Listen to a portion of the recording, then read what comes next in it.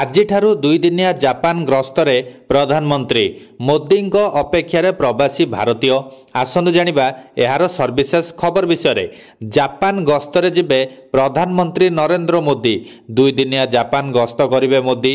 ଆଜିଠାରୁ ପ୍ରଧାନମନ୍ତ୍ରୀ ନରେନ୍ଦ୍ର ମୋଦିଙ୍କର ଜାପାନ ଗସ୍ତ ଥିବାବେଳେ ଆଜି ମଧ୍ୟରାତ୍ରିରେ ସେ ଜାପାନ ଅଭିମୁଖେ ବାହାରିବେ ବୋଲି ସୂଚନା ରହିଛି। ତେବେ ଆଜି ରାତିରେ ବାହାରି ଆସନ୍ତାକାଲି ପହଞ୍ଚିବେ ମୋଦି ଏବଂ 29-30 2 ଦିନ ଜାପାନରେ ରହିବେ।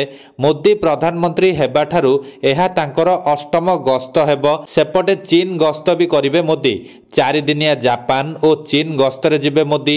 ବୈଦେଶିକ ମନ୍ତ୍ରାଳୟ ପକ୍ଷରୁ ଦିଆଯାଇଥିବା ସୂଚନା ଅନୁଯାୟୀ ପ୍ରଧାନମନ୍ତ୍ରୀ ମୋଦି ପ୍ରଥମ ପର୍ଯ୍ୟାୟରେ 29 ଓ 30 ତାରିଖ 2 ଦିନ ଜାପାନ ଗସ୍ତ କରିବେ।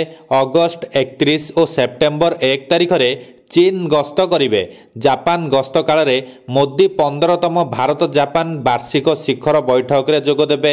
ଏହାପରେ ଚୀନ ଗସ୍ତ କାଳରେ ମୋଦି ସିଆଚିନରେ ସାଂଘାଇ ସମନ୍ୱୟ ସଂଗଠନ ଓ ଏସସିଓ ବୈଠକରେ ଯୋଗ ଦେବେ।